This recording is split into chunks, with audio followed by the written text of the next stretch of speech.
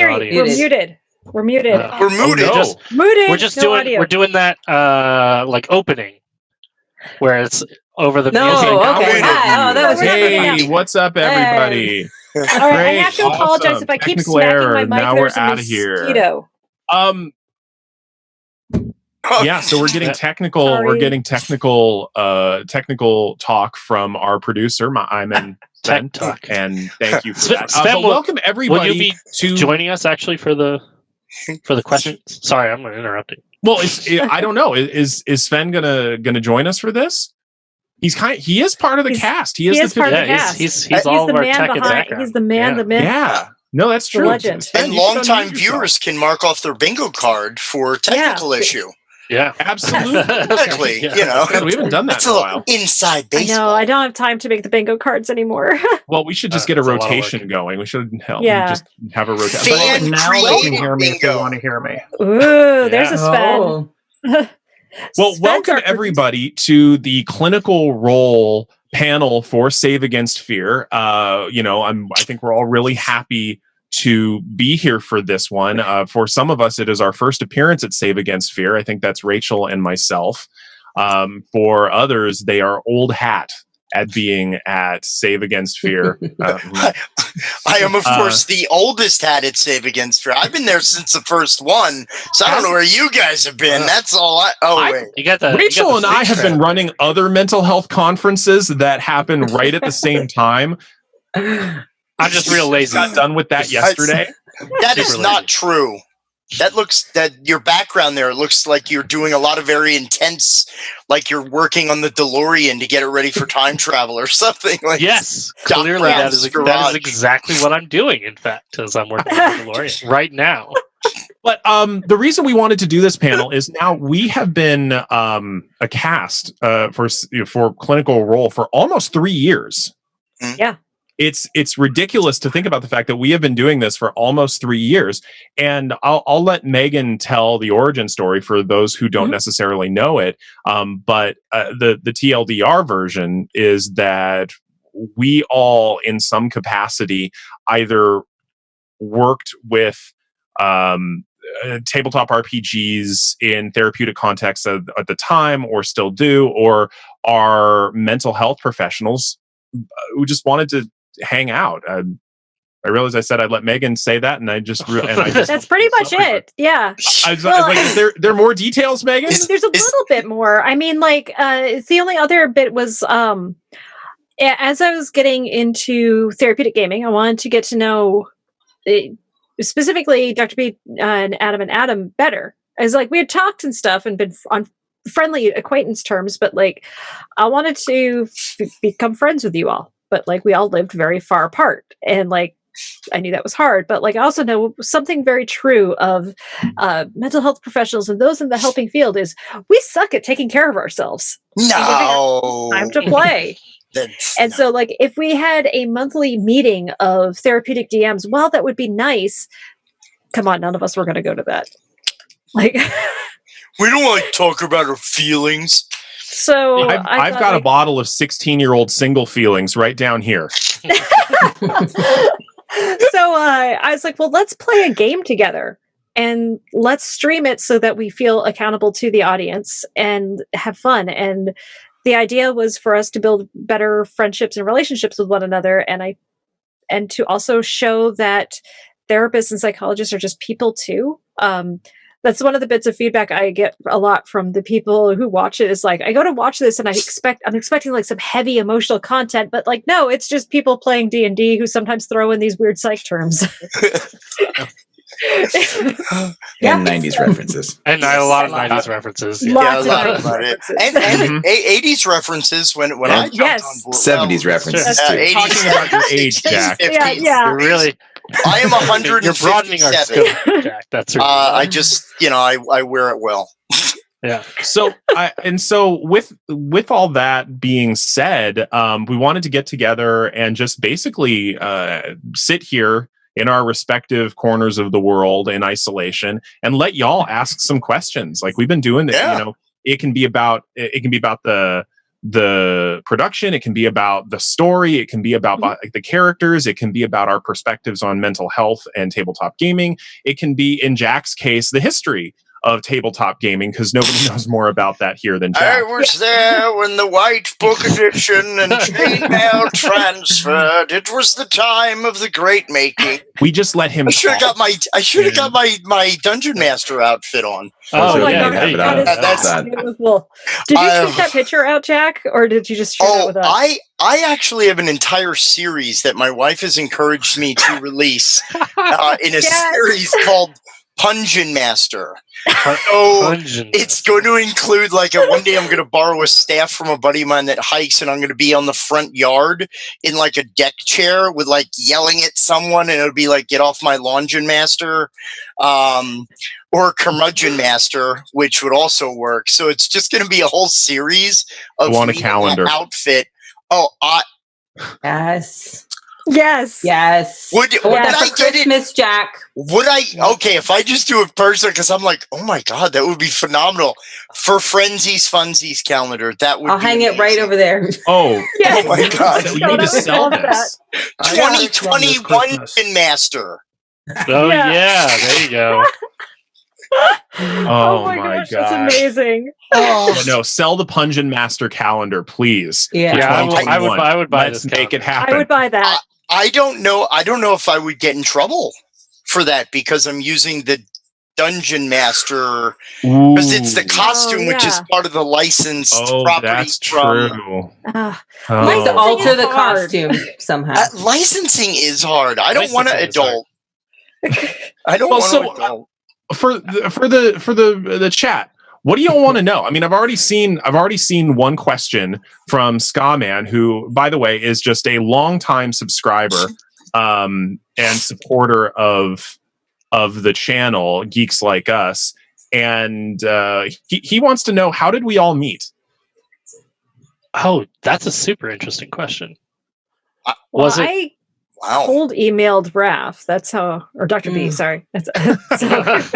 I don't know if I cold emailed or if Adam Johns cold emailed me, because it was, what was that, almost 4 or 5 years ago at this point. Longer ago than that, Jack. It was probably 2012. It might have been 2013, 2012. Was it that It was a long time ago, Jack. I used to have dark hair. I don't know if anybody remembers this, but I recall the dark-haired Adam Davis. I do remember that. I probably less still have dashing. the email, actually. I probably still have the email, because I don't get rid of anything. I remember the very first time I talked with Jack was back. It was probably 2012 or 2013, and I was sitting in the loading bay of the Seattle Children's Theater, which is where my wife works, and I was waiting to pick her up, or I had just dropped her off or something like that, and I was sitting with Jack on my phone in the car, and it was supposed to be a 30-minute conversation, and it turned into a 2-hour conversation. And it was just us talking about he could talk for that long.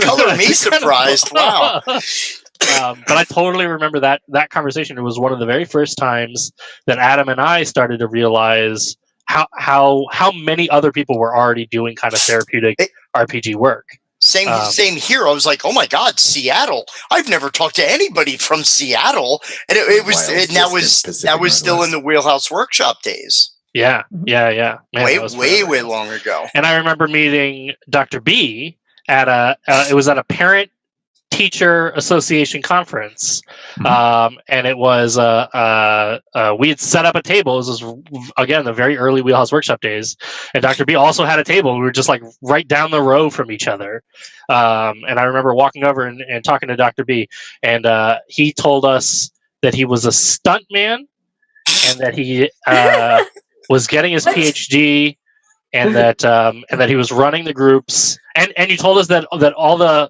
kids in the groups, we were the Adams, that the kids in the group that you were running were kept referencing. I took over Adam and Adam's old group for a different social skills program in Seattle in July 2013, right as I was about to defend my dissertation. And yeah, we met because we got sent to the same parent conference, and yeah, I was still doing some independent. I think I just did some stunt work for an indie music video in Seattle and tore my intercom. Yeah, I wanted the backstory on that. I was like, what is that all about? Okay, and I don't know, Dr. B, if you felt the same way, but there was a little bit of rivalry. There was a little bit of like, there's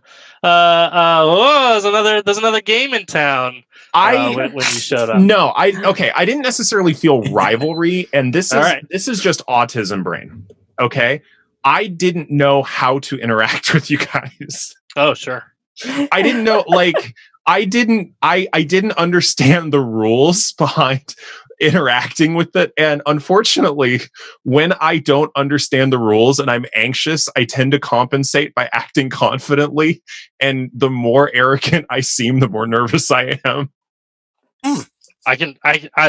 That fits very well into the memories that I have from all that. Who the heck is this?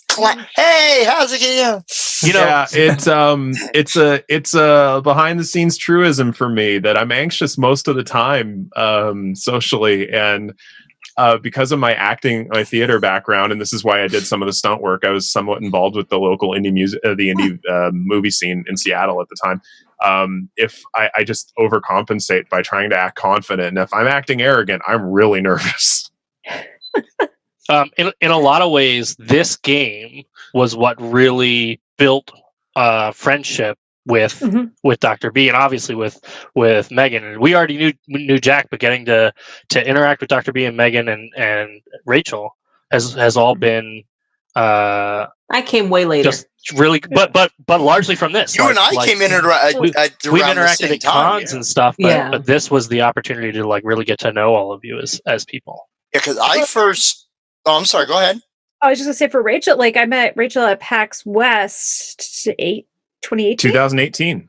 Yep, and it was at our like PAX Pals dinner at just like Gordon. Yes, so we got set at separate tables, and Megan was next to me, and she was talking about D&D, and I was like, I feel like I was always like not quite in the right circle, and I always wanted to play, and she's like, "You want to play?" I run a game. And I was like, but I don't really know how to play. Like, it'll be streamed. She's like, you'll be fine. And I'm like, how nice do I roll? Yeah. First one's free, little kid. There you go. What are you, chicken? Yeah, you want to fly? But yeah, that's how I met you, Jack. You're a turkey. Was the first game. Yeah. That's pretty wild. And Megan cold emailed me, I think, in late 2013 or early 2014. No, it was later than that. It was like 2015. I think it was 15. Yeah. Yeah. So it was after the first time I was on the Dragon Talk podcast. And yeah, Megan just cold emailed me out of the blue, and a bunch of people did. I don't know why Megan's was like the one or two I responded to, but you told me why, because I have ABIB. Was that why? Yeah, you told me that. It's the reason you replied to me was because I had my ABIB. That's actually true, yeah. Well, because I remember Megan telling me about that later. Yeah, no, she's got that credential. She's board certified. I gotta talk to this one. She's serious. I learned differently later. ABIB for viewers, ABIB is your board certification. Board certification, yeah. It's less than 5% of psychologists have it, I think. 2 or 3%, yeah. Yeah. Wow. I get ABIB before I eat hot wings. For your career. Lobster for me. Yeah. Any kind of barbecue, I have to eat it to such degree that I inexplicably have barbecue sauce in places you wouldn't have thought I could have it. My favorite is where I got barbecue sauce in the back of my neck from eating ribs. And literally, like, people kept looking at me, but no one told me. I was like, on your finger, scratch your neck? Yeah. No. Because I even tried, like, because I the saucy, and I was like, no, I'm not going to touch myself. It's just that Jack eats like a wood chipper. It was my voracious eating habit. No, I like that analogy, the wood chipper. I'm going to use that right there. Just covered in sludge. Yeah, I'm going to go back to Scottman had a question, and it was actually the question I wanted to ask all of you, which was for you all, how have your characters evolved? Like, what do you think about where your character started versus where they are now? Ooh. Oh, man, that's such a big question. Mine's gotten saltier. I think going back to the sea made her saltier. Yeah. I would say because I started and I didn't know. I remember the first couple games I played just with Jack, and Jack is amazing, and Megan is also an amazing DM, so they made me feel very comfortable. And then I met up with the other three. Not that you don't make me feel comfortable, but the first interaction, we were at the monastery, and we roll up to the group of you three, and Dr. B's character was like, "Who are you?" And I was like,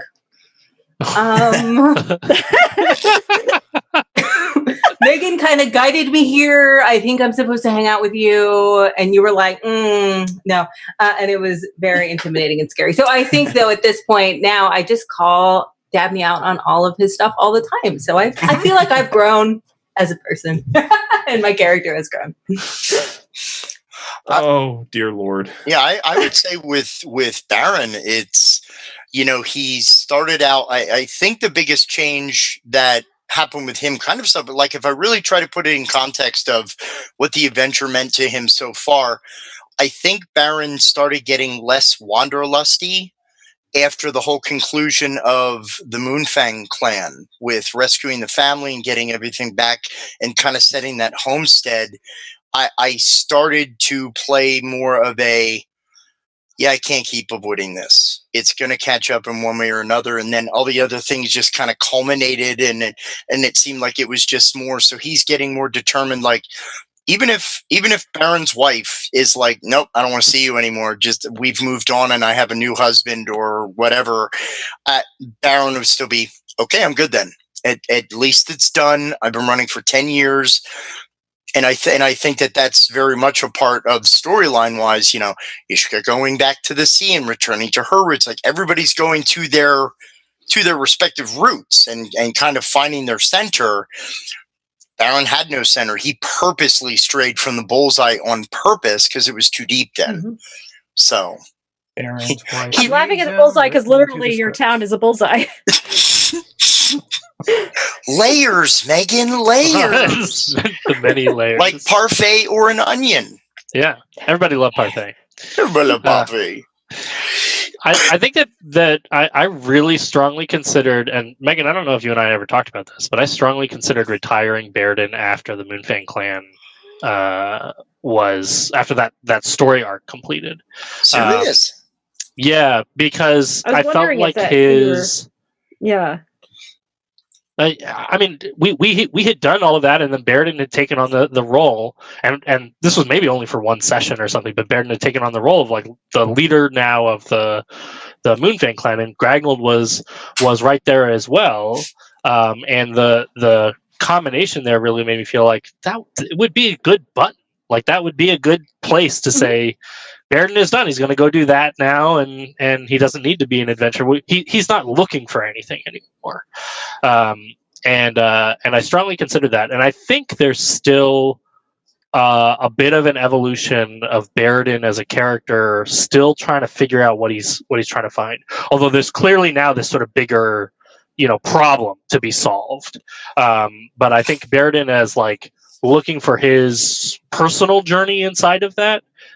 He still is not entirely sure what he is trying to get to, and so the character really kind of had to hit like an arc that then is trying to pick back up again. And I think I'm still in that swing back up as far as personal arc for Baeridin. I think Gragnold was similar. I feel like the mission for him at the beginning was just pure revenge. It was just capital R revenge. And then when that sequence sort of ended, as Adam and I talked about, like, is this the button for our two characters? Because that was the nice sort of ending point there. And then I think how Gragnold evolved was like, what does one do when one like accomplishes one's mission? But like, it didn't really, because, he still doesn't have he's not a part of the clan. I mean, he's still wandering. He's still looking for meaning. And so I think that the journey of Gragnold now, it used to be revenge, and now it's like a journey of finding his purpose. is it protecting his like small family now? This ragtag group of heroes. And I think that's Gragnold's journey and I think that's the thing that like, when he gets really mad at the wolf spirit for not giving him direction, he's like, what am I supposed to be doing? Like the revenge thing is no longer my driving force. And I think Gragnold has this sort of like emptiness and search for meaning. And that's not a projection at all. In the midst of COVID, I think that's what Gragnold's journey is right now, is to try to figure out where to find meaning, amidst the wandering. There's a song I really like. It's called Homesick. Forgot who sings it.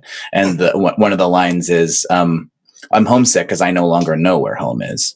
And I think that's sort of Gragnold's journey right now. Nice. I think how has Immeral / Dabney evolved? Well, I mean, there's been a few identity things going on. Yeah, his identity definitely is.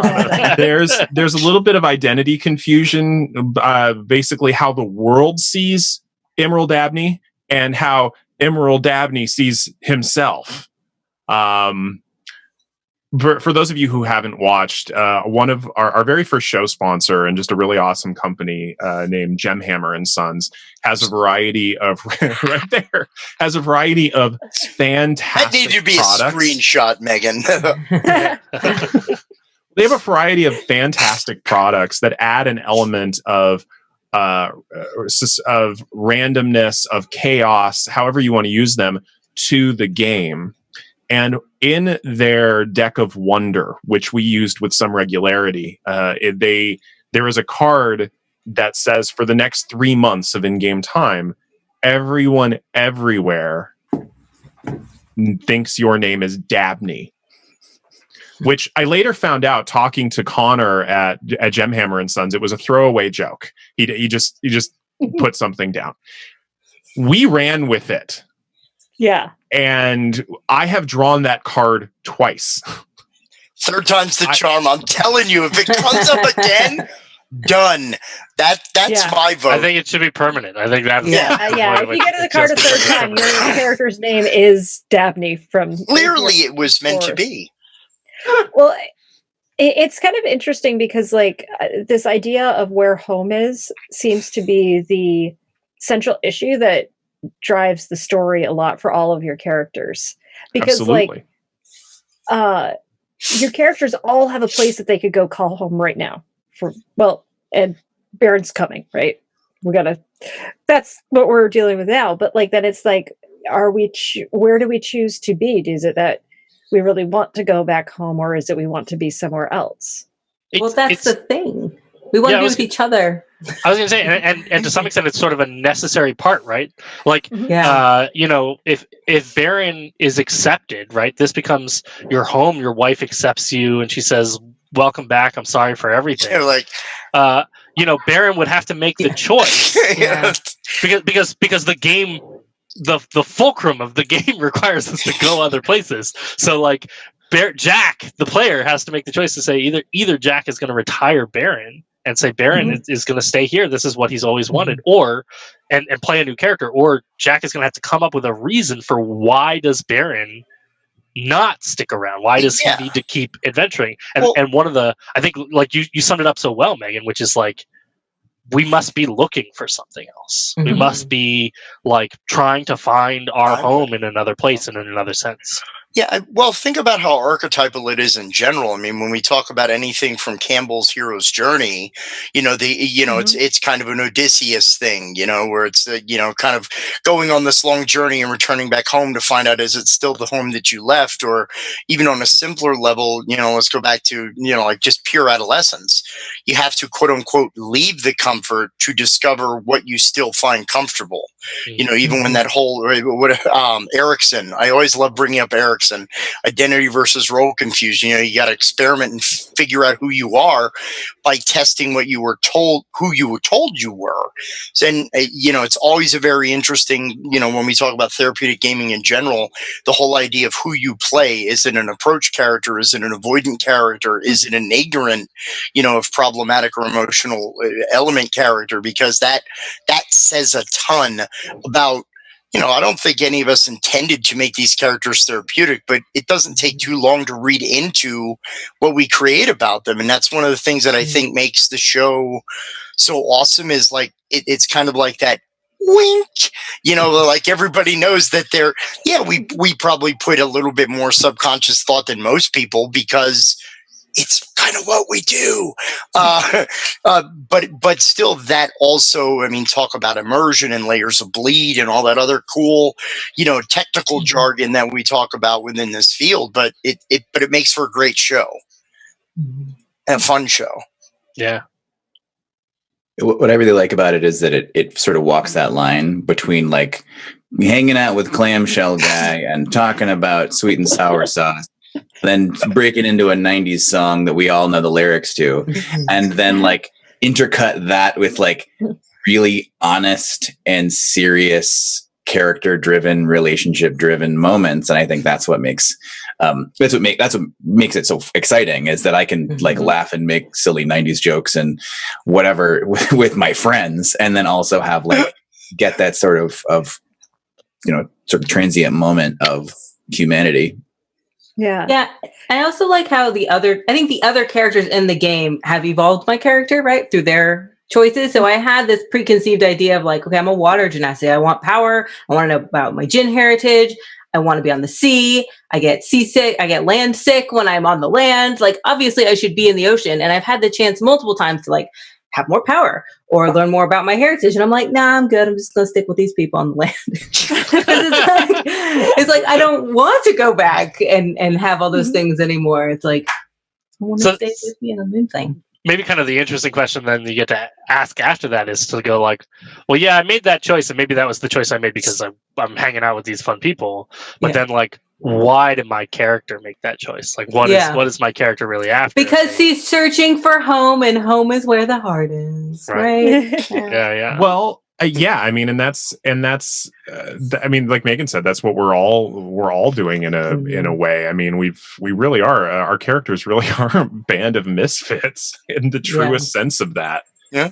And in that respect, we had another question coming from Tanwin W. Coming from Megan's previous chat, how much behind the scenes collaboration do we do with regards to story and character development? And I actually really want to throw that to Megan to answer first. Behind it, a lot of it happens in front of the audience. And that's incredibly intentional because as my previous talk of like running games for game masters, I want to demystify this process. I think like I'm going off of my experience and talking to other people of like feeling like you have to know everything, feel that overwhelming, like, what is this? And like, I want to show like, this is what it can look like. I think, gosh, some of my favorite games have been the 1-on-1 or 2-on-1 games that we've run. Like where we built Windhold with Immeral, where Jack and I built his backstory and his town and came up with all the characters there. Rachel and I built out the whole ship that she had been on, and like Adam and Adam, we did the destruction of their village, which, man, that one was, that was a deep cut. Oh yeah, in a lot of ways. I'm not crying, you're crying. yeah. And it's just so amazing to build this stuff and to share the building of the world, you know, because like, I made the map, okay, but you all are giving it the story, you're giving it the soul, you're giving it the depth, and like that's been super fun. There's a lot, I try to do a lot of checking in behind the scenes, because like there's been some times where like heavy things happen. I want to make sure that you're all doing okay. I try to message you, make sure it's like everything's all right, chatting out, and like I do I'm a big believer in consented gaming. Is a panel that's coming up, but I'm excited about that. But also like that idea of consent, because like our big arc where you all were in the Underdark rescuing the surviving members of the Moonfang clan, the final run out, like NPCs were going to die. Like the chances you messaged me ahead of time about that. Yeah. Just so you know, prepare yourself. Yeah, checked in with all of you like that. And tonight, NPCs are going to die. This is going to happen. There are things you can do to decrease the number of NPCs that are going to die, but there is logically no way that y'all can get out of the Underdark with everybody alive. Like that you're going to be chased. It's a horrible place. People are weak. We're not getting out there. But also putting it out there of like, is that okay? Are you in a space where that can happen tonight? And me as the game master being okay with you all saying, no, I can't handle that tonight, and finding a way to change things up and to do something different.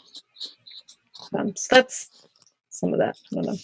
Yeah, I think that's I can only speak for myself, but I think that really summarizes a lot of the experience. I mean, Megan was upfront with most of us. Well, I think all of us that we really wanted to offer a sense of transparency since when we started anyway, everybody involved had copious amounts of experience playing and even DMing. And we wanted to be transparent about the process, even the stop and start moments within the game for people who were nervous about doing it. And so, I have, well, I mean, even bringing Rachel on board, there was a lot of transparency about how it is to bring a new player into an established group, which is a tricky thing. That is a really intense hurdle that a lot of groups can't do. Well, and also just role-playing, giving into the silliness, I guess, in somewhat of a way. Like, well, it's something we were talking about it actually in one of the trainings that we were doing, the training on Friday, where we were talking about like layers of portrayal. That some people are very mechanical in their portrayal, where I totally reflect rules and it's only about rules. Other people speak third person. Some people speak first person. Some people speak first person with posture and body language and costume. And there's so many different levels. And I think one of the things that you even remarked on, because we even did like a check-in, as I remember, after your first couple of sessions, like, hey, how did that feel? How was that for you?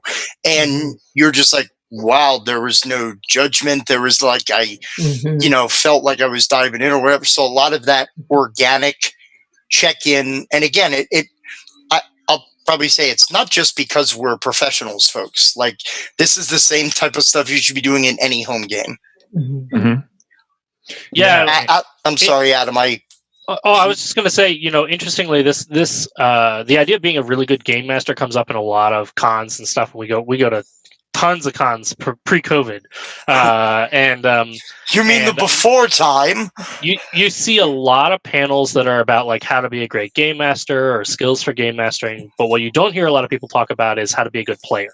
And now there's more stuff kind of coming out about some of that. Monty Cook Games has the book they kickstarted about being a great player, but it's something that people really don't consider a lot, which is being a good player is a whole lot of stuff, but it is being open to the challenges the game master is going to put forward for you, being honest with your game master about what you're willing to do and what you're not willing to do, making space for the other players at the table, especially when you have new players that are getting introduced.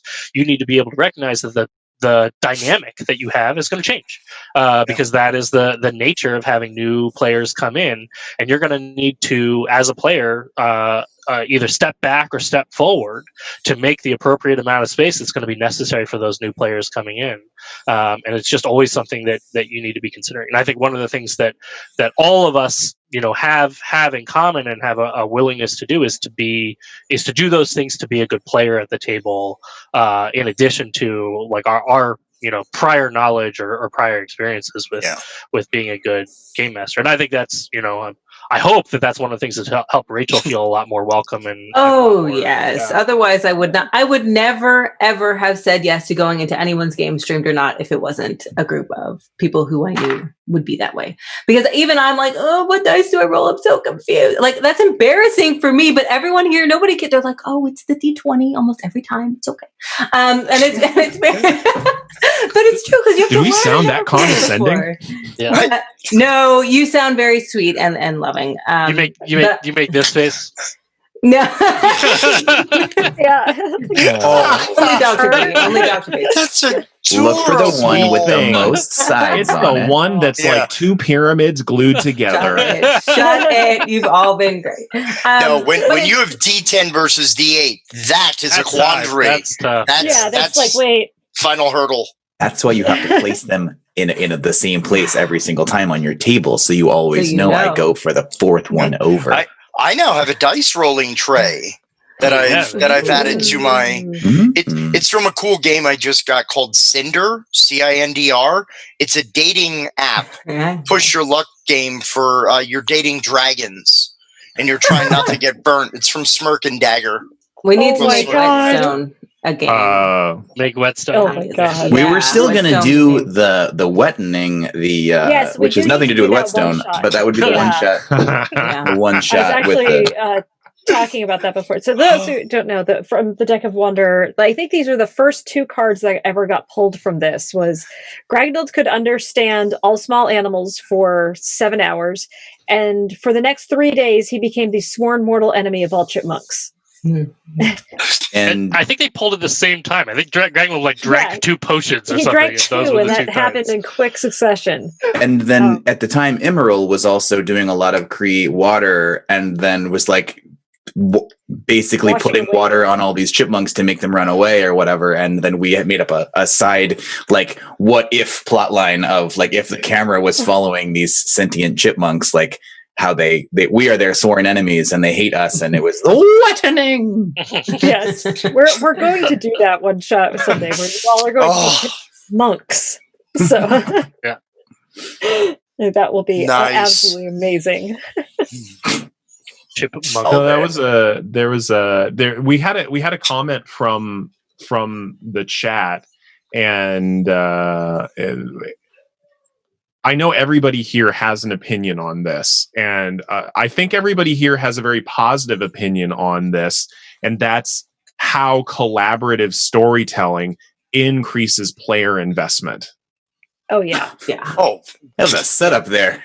Yeah. I'm not sure if everyone agrees with question. Hold on. I want to put you on the edge before I ask you. It's like asking Baskin Robbins if he likes ice cream. I mean, games come on. Hold on. Let me ask you this, because let me ask us a slightly different way. We've talked about this from the perspective of a DM helping your players have investment, but have we ever asked the question, as a DM, how much easier does it make your life? Oh, so much. No, inordinately oh my easier. God. There was a situation I had in one of the home games I was running. It was a Shadowrun game, and my plot line was, okay, and I can't even remember the name offhand. It's like a luck cat or something. It's pretty much like a panther style cat that creates a bad luck vibe. It's literally like a magical bad luck thing. And so my adventure was, okay, they're going to find this dude who illegally got one, and he was selling it, for money, and they caught him, and there's the end of the story. And so they had to find it and track it. And while I'm sitting there doing my end of session notes, the players are talking about how much they were doing it. Oh man, that time when you did blah blah blah. And then one of them just sits back and goes, man, what if it had babies? What if it was a mommy cat and that's why she was so mean? And I'm like, wait a minute, hold on. Literally, it was one of those, I never would have come up with that. That's genius. But so that collaboration, you can see the spark around the table when you let it get air.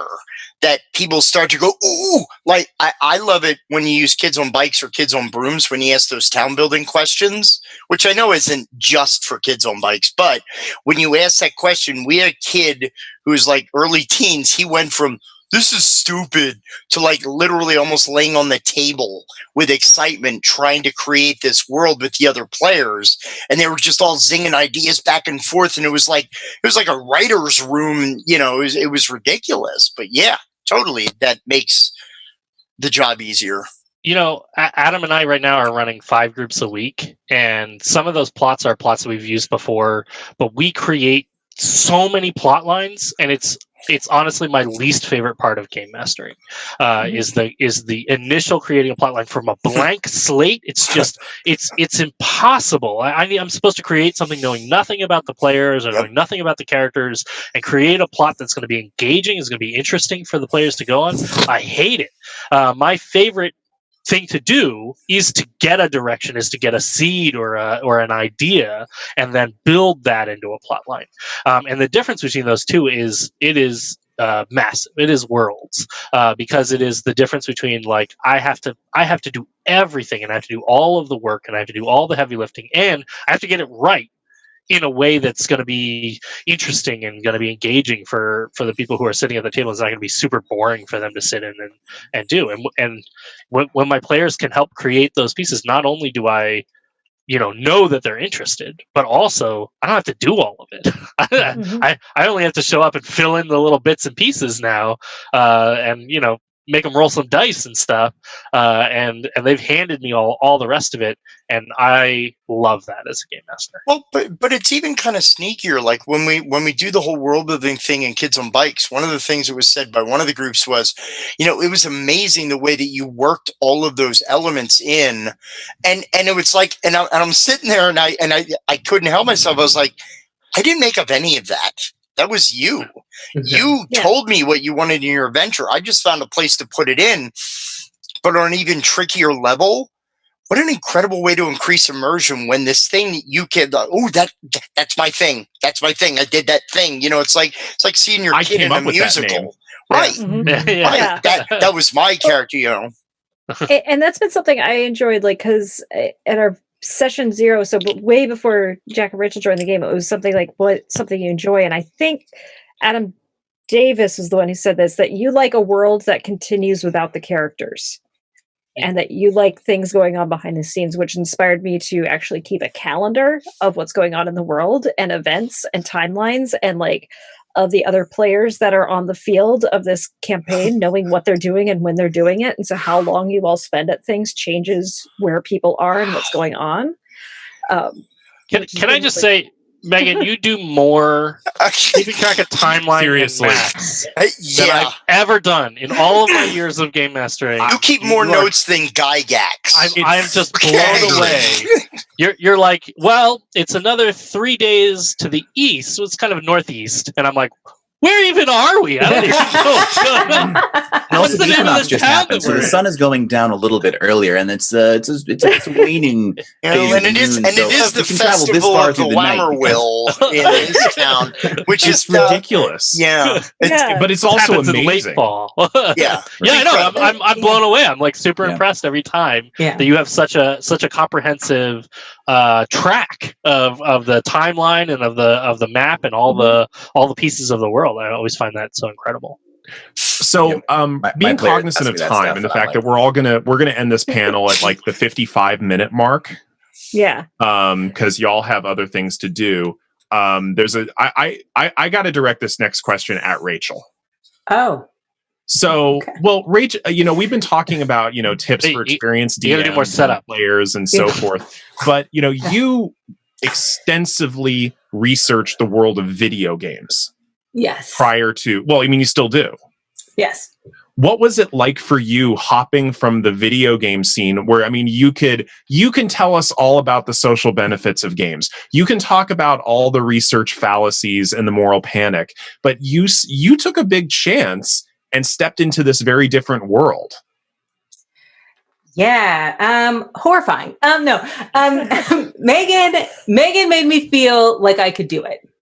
Really? Because when I met her at PAX West, I was like, no. And she was like, you can do it. I promise it'll be okay. And I'm like, I don't know. And she's like, everyone's really nice.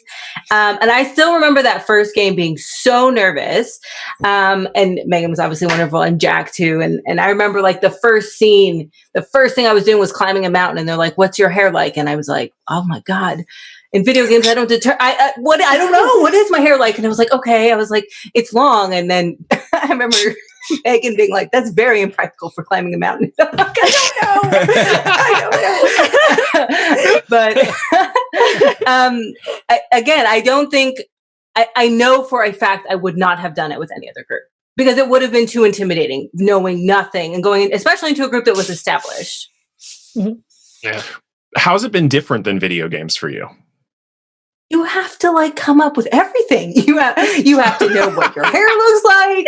You have to know, like, because I remember again when I first met your character, and you were like, "Who are you and what are you doing here?" In my head, I was like, "There's no chat options. I don't know. I just have to like say something." And I remember being like, "I'm Enkai." Like I don't know what to say. So it's just so open, but that's the freeing part now, right? Because now I just take the piss out of you the whole game, and it's super fun. So I've learned, I've grown. For those unaware, Dr. Rachel studied in England and is known to use UK slang. Oh, sorry. Yeah. Oh, no, I dug it. Yeah, I appreciate it so much. Okay. So actually, okay, here's a new question that I'm not sure any of us have ever asked each other, or any of the chat has asked, but what's something in the course of being part of Clinical Role you learned from somebody else here? What's like a takeaway or something you learned that enriched you from somebody else here? If I can answer first, because I'll have to leave, unfortunately, a moment or two before others to set up for something. Honestly, I would say that the amount, and again, I hope this doesn't make you tear up or anything, Megan, but like you're literally DMOM, because you're like Dungeon Mom, and sincerely there. You have like learning to truthfully care for someone just beyond just the game and everything. Like, I am known to pretty much say like sleep is for the weak, and I joke about it. But there was a time where it was like, hey, I really want to talk about this or plan for this, and you were very stalwart about like, no, you need to sleep. And I was like, no, I don't need to sleep. I'll be fine. She's like, no, you've already told me you've been working 12 hours today, and you need to stop. And you seriously take care of yourself. And I don't know, there's that like stuff like that sticks out because that's part of, I think that's part of, well, it's just something that sticks with, because it's not something you often hear a lot of folks talk about and say with that level of sincerity and meaning. So that's one thing that I have gained, and it's something that I really love and adore about you. And respect about you as well. So, thank you. I'm gonna cry. Not my intention. Not my intention. No. Before Jack leaves, I'll toss out some love for Jack as an improviser. It's been just an absolute dream to play with you, Jack. Because like I can throw out a very small offer and you take it, and it becomes like all of a sudden our like throwaway side characters became meaningful, because the two of us were like just riffing on whatever LaDonna and whatever his name was. Bovo. Yeah, and that became like a. Were they the interns? Yeah. I don't care about them. I'm an acolyte in the Church of Relations of People to People.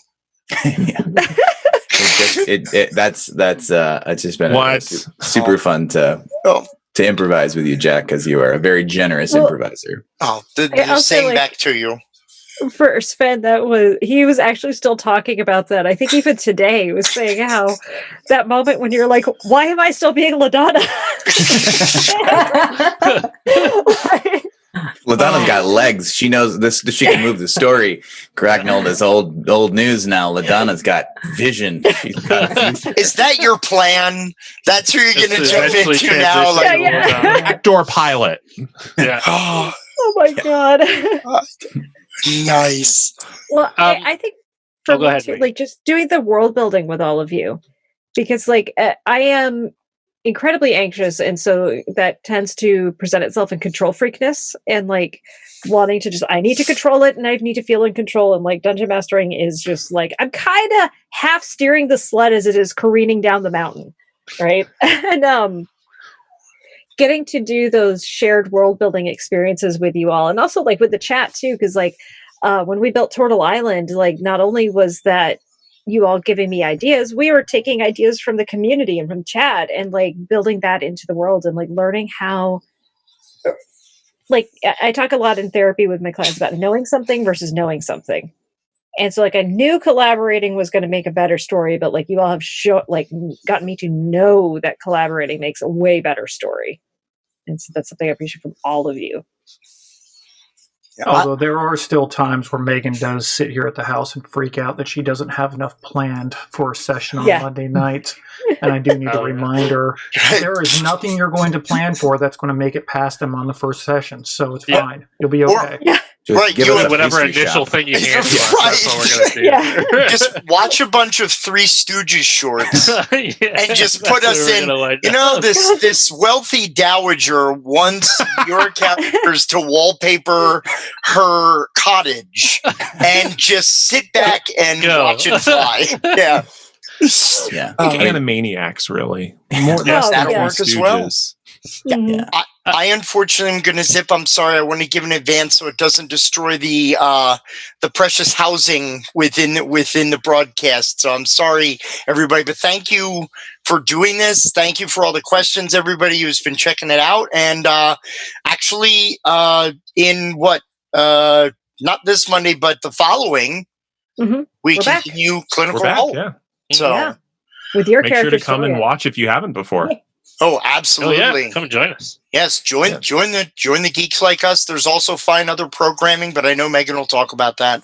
So, all right, be well, everyone. Hey, have a good panel, gang. Bye, Jack. All right. Run your save. Be well. I'll see you later. I'm gonna actually get really mushy on this one. I mentioned earlier. When Adam Davis brought up our initial meeting, my autism, and for most of my life, partially because social situations often confuse me, I did a lot of things on my own, and professionally, personally, to get technical, folks with autism are really good at parallel play. Cooperative play, not so much. We did. By and large, we're very good at doing solo activities next to each other. But on a personal and professional level, y'all taught me how to share in a way I hadn't before.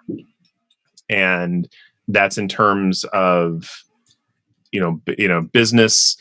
The Adam and Adam's guiding principle in how they do business is a rising tide raises all boats. And it shows in everything they do. It's why I have said for years they are the best ambassadors out there for what we all do with tabletop RPGs. Absolutely. And because it carries through in everything they do. Everybody here is fantastic, but Adam and Adam, I think, are the guiding light in how we all should be in this. And it shows in their play style as well. If for those of you who have watched, they are simpatico in all that they do with Baeridin and Gragnold. And it's just a fantastic level in how to share a collegial space, how to share a role-playing space. So that more so than I think anything else, that's what you two have taught me.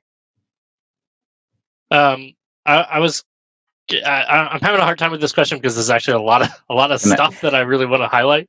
Can I just respond really quickly to that before you talk, Adam? I'm sorry. Dr. B, that means a lot to me. Yeah. I want to say I am socialized in the American Western tradition of not showing emotions. So I'm not going to show any on my face, but know that deep down my heart has grown 3 times. Your Texas heart. Mm-hmm. It's really, it means a lot. Not just, it means a lot. It means a lot to hear you say that, and it means a lot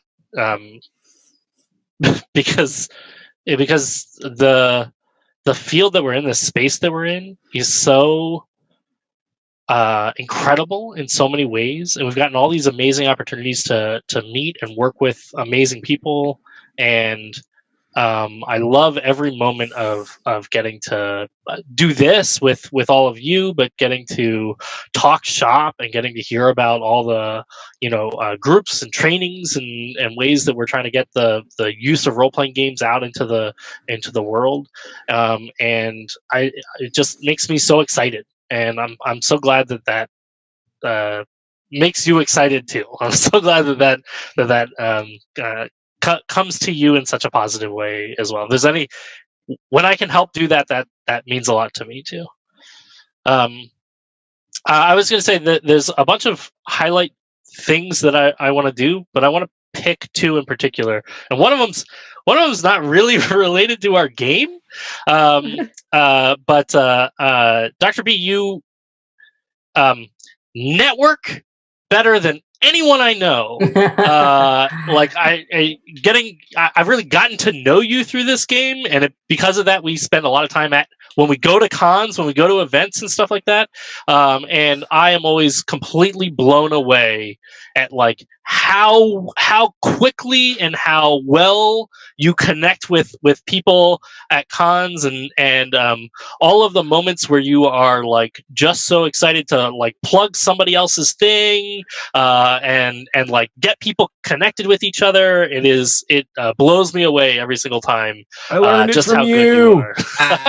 good you are. Bingo. I have to go to my next panel, you guys. I'm sorry to cut you off, Adam. I'm going to leave there. I'll see y'all in a little bit. See y'all on Monday. Everybody in the chat, thank you for coming. I'll see y'all on Monday also. The other spotlight that I wanted to give was actually to Rachel, because Rachel, you stepped into a group of people that were all already doing this, and you really had no idea how to play role-playing games, and I just tremendously appreciate both your willingness to be uncomfortable in front of an audience, and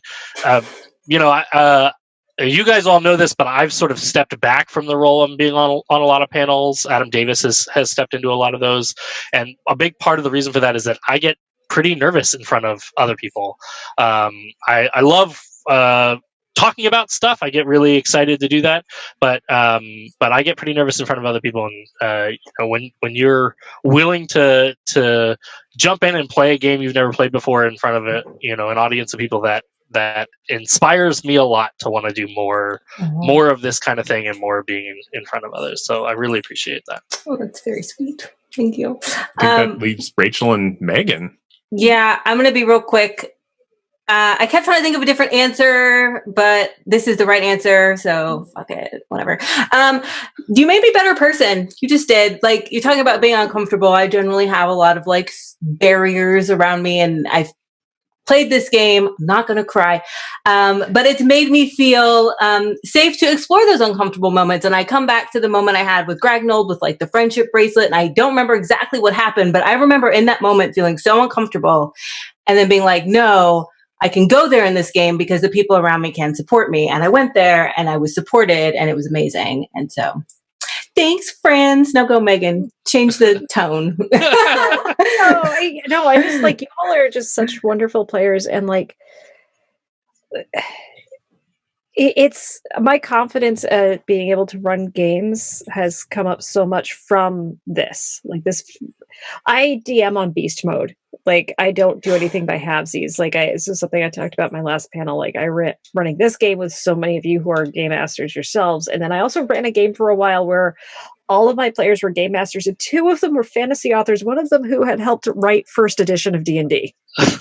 Right? I only DM on beast mode. But I actually, Adam, the moment I could think of the most that comes up was I had decided to try something new with how I did session prep, which was rather than making story goals for each game, I started making emotional beats that I wanted to hit for it. It was started when it was just the 3 guys, each of your characters, and now we have 5. It's like I try to have 2 characters having specific emotional beats. I'm trying to have them hit each game.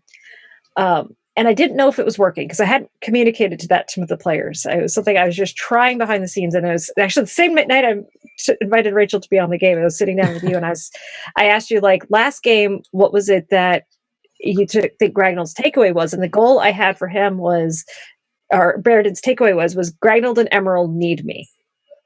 And you were like, you sat there and thought about it. It's like, he just really felt like the other 2 characters just need him.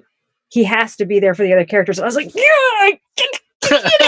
I'm doing it. I can DM. I got this. It felt amazing and wonderful. And that was just so much fun. And like, it's something I'm still doing with the characters. Sometimes it's not as much, but like, she's still trying to bring those bonds in to help them grow and develop and be their best selves and all that fun stuff. Well, on that fantastic note, I'm going to say it's 2:00, and I know other people have to be at other panels. Yes. But thank you, everybody who joined us. I think this is going to be a VOD on the Geeks Like Us YouTube channel. That's awesome. But please follow Geeks Like Us on Twitter and Clinical Role and everybody here individually. But thank you. And please enjoy the rest of Save Against Fear. Help raise money for the Bodhana group. They do fantastic work. And we'll see you all at the next stream. All right. Bye everyone. Bye.